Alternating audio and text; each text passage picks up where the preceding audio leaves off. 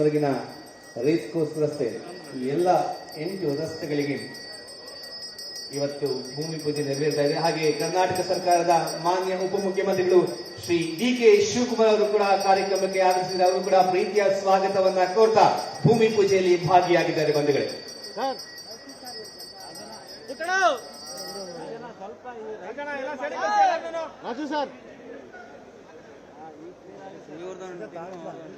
ಬೆಂಗಳೂರಿನ ಮೂಲಭೂತ ಸೌಕರ್ಯವನ್ನ ವಿಶ್ವ ದರ್ಜೆಗೇರಿಸುವಂತಹ ಕರ್ನಾಟಕ ಸರ್ಕಾರದ ಕನಸು ಹಾಗೂ ಶ್ರೀ ದಿನೇಶ್ ಗುಂಡೂರಾವ್ ಅವರ ಬಹುದಿನದ ಕನಸು. ಇದಕ್ಕೆ ಶಾಶ್ವತ ಪರಿಹಾರ ನೀಡಬೇಕು ಅಂತ ಹೇಳಿ ರಸ್ತೆ ಎರಡೂ ಬದಿಗಳಲ್ಲೂ ಪವರ್ ಡಕ್ಟ್, OFC ಡಕ್ಟ್, ನೀರು ಸರಬರಾಜು ಹಾಗೂ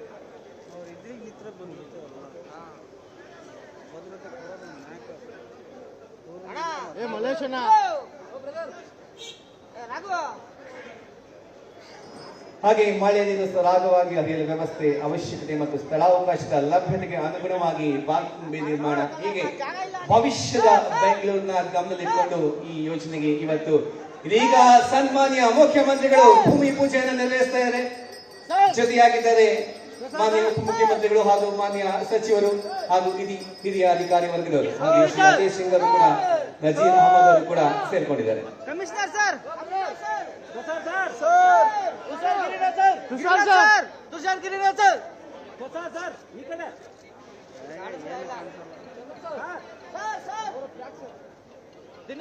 ಭೂಮಿ ಪೂಜೆ ನೆರವೇರಿದೆ. ನಾವೆಲ್ಲರೂ ಕೂಡ ಚಪ್ಪಾಳೆ ಮುಖೇನ ಸಾಕ್ಷಿ ಆಗೋಣ. ಈ ಒಂದು ಐತಿಹಾಸಿಕ ಕ್ಷಣ, ಅಭಿವೃದ್ಧಿಯ ಪಥದತ್ತ ಸರ್ಕಾರದ ಹೆಜ್ಜೆ.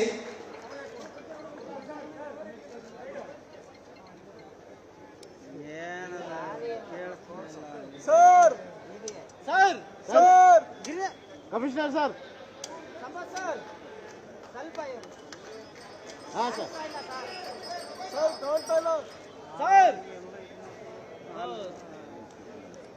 ಲಿಂಕ್ ಇದೆ ಅಂತ ಬಿಟ್ರೆ ಸುಮ್ಮನೆ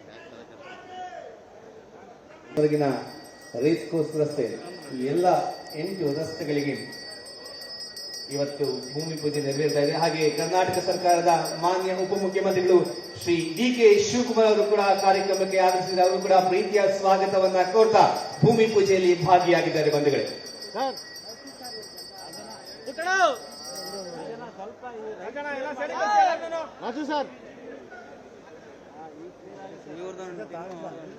ಬೆಂಗಳೂರಿನ ಮೂಲಭೂತ ಸೌಕರ್ಯವನ್ನ ವಿಶ್ವ ದರ್ಜೆಗೇರಿಸುವಂತಹ ಕರ್ನಾಟಕ ಸರ್ಕಾರದ ಕನಸು ಹಾಗೂ ಶ್ರೀ ದಿನೇಶ್ ಗುಂಡೂರಾವ್ ಅವರ ಬಹುದಿನದ ಕನಸು. ಇದಕ್ಕೆ ಶಾಶ್ವತ ಪರಿಹಾರ ನೀಡಬೇಕು ಅಂತ ಹೇಳಿ ರಸ್ತೆ ಎರಡೂ ಬದಿಗಳಲ್ಲೂ ಪವರ್ ಡಕ್ಟ್, OFC ಡಕ್ಟ್, ನೀರು ಸರಬರಾಜು ಹಾಗೂ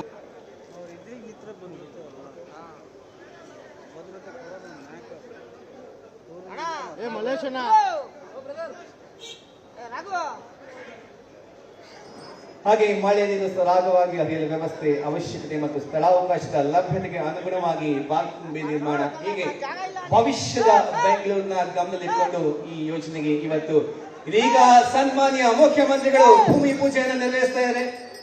ಜೊತೆಯಾಗಿದ್ದಾರೆ ಮಾನ್ಯ ಉಪಮುಖ್ಯಮಂತ್ರಿಗಳು ಹಾಗೂ ಮಾನ್ಯ ಸಚಿವರು ಹಾಗೂ ಹಿರಿಯ ಅಧಿಕಾರಿ ವರ್ಗದವರು. ಹಾಗೆ ಶ್ರೀ ಸಿಂಗ್ ಅವರು ಕೂಡ, ನಜೀರ್ ಅಹಮದ್ ಅವರು ಕೂಡ ಸೇರ್ಕೊಂಡಿದ್ದಾರೆ.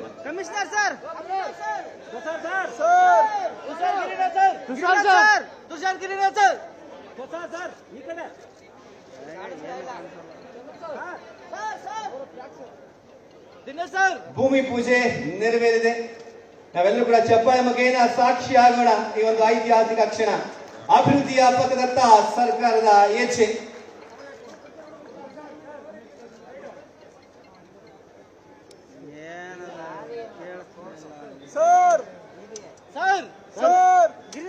Commissioner sir,